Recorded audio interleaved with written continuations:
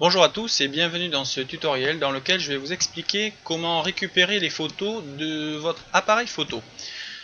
Beaucoup d'appareils photo aujourd'hui sont livrés avec un petit logiciel, souvent quand c'est Panasonic, Fuji, Sony, Canon et autres, ils ont tous des logiciels fournis avec les appareils photo. Moi je sais qu'il y a une méthode plus classique et plus standard pour le faire. Pas besoin forcément d'installer encore un logiciel qui va gaver votre ordinateur et qui va vous mettre plein de pubs, des trucs pas forcément utiles. Donc je vais vous montrer comment faire tout simplement. Donc première chose, on prend le câble USB, on le branche à l'appareil photo et à l'ordinateur. Une fois que c'est fait, on allume l'appareil photo. Et là automatiquement, on va avoir une installation. Et bon là je l'ai pas forcément, on l'a pas forcément vu. Mais on a surtout cette fenêtre qui s'ouvre. Donc ici je l'ouvre. Et comme vous pouvez le voir, j'ai plusieurs solutions. Ou je clique ici sur importer vos photos et vos images. Donc je clique là. Voilà. Donc maintenant, je n'ai plus qu'à faire importer. Voilà. Il est en train de ripper gentiment les photos. Donc ça se fait tout seul. Voilà. Et là maintenant, vos photos sont rippées dans mes images. Donc ici il y a un dossier qui a été créé à la date du jour. Et il vous a mis les photos en les renommant 01, 02, vous voyez, il les a renommées, il a fait ce qu'il voulait. Voilà, donc là je vous ai montré tout simplement comment ripper les photos. Maintenant il y a une autre méthode qui est en faisant parcourir les fichiers. Donc je double-clique dessus, une autre fenêtre s'ouvre et dedans on voit External Memory. Donc en gros c'est mémoire externe, donc c'est ni plus ni moins que votre carte SD. Vous double-cliquez dessus, vous avez le fichier DCIM dans lequel vous allez trouver à chaque fois un dossier. Moi vu que l'appareil photo là c'est un Fuji, donc ça vous met Fuji, je double-clique dessus et dedans j'ai bien mes photos.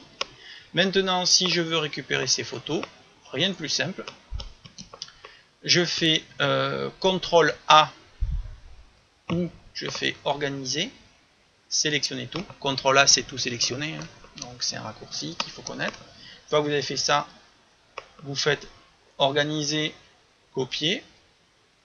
Bon là je fais copier parce que je vais vous montrer une autre méthode après. Et après vous allez dans mes images, vous créez un dossier photo par exemple comme celui-là, et vous faites un clic droit et vous faites coller. Et là il vous rippe les photos gentiment.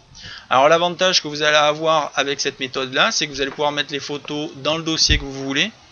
Si par exemple vous avez pris des photos d'un anniversaire, puis après d'un week-end que vous avez passé en famille, vous allez pouvoir faire la distinction. Tandis qu'en faisant importer vos images et vos vidéos, il va tout importer sans faire de distinction, il ne va pas chercher à comprendre.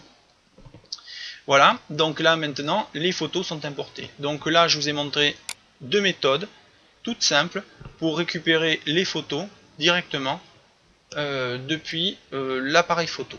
Maintenant il y a une autre méthode, on va débrancher l'appareil photo, j'éteins l'appareil photo, voilà, je le débranche. Et maintenant je vais extraire la carte SD de l'appareil photo et je vais l'insérer dans un lecteur de carte SD. Ça y est. Et là automatiquement on a une petite fenêtre qui s'ouvre en exécution automatique et qui va me dire, donc pareil comme l'autre, importer des images et des vidéos ou alors ouvrir. Donc importer, on va faire exactement la même chose que tout à l'heure, à savoir pan, je clique dessus, il propose de les importer. Alors vous avez les paramètres d'importation, vous voyez. Vous pouvez choisir ici, j'ai oublié de vous le montrer tout à l'heure, je vous le montre maintenant, mes images, ou alors vous pouvez faire parcourir et donner un autre endroit pour vos photos. Si par exemple vous voulez les mettre dans, au lieu de les mettre dans vos photos, vous voulez les mettre dans le dossier, voilà, mes images, et dedans, dans mes images, j'ai un dossier photo, voilà. Si vous voulez mettre par exemple dans photo, vous cliquez là, et là maintenant, ça sera envoyé dans mes photos. Vous voyez, ça c'est les images, et pareil, je peux faire pareil pour les vidéos. Je peux les envoyer par exemple dans mes vidéos. Voilà, au lieu de les envoyer dans mes photos, je les envoie dans mes vidéos. Voilà, donc là je fais OK. Donc il va redémarrer pour que ce soit pris en compte. Et après, si vous voulez les remodifier à chaque fois, il faudra que vous veniez ici pour les modifier.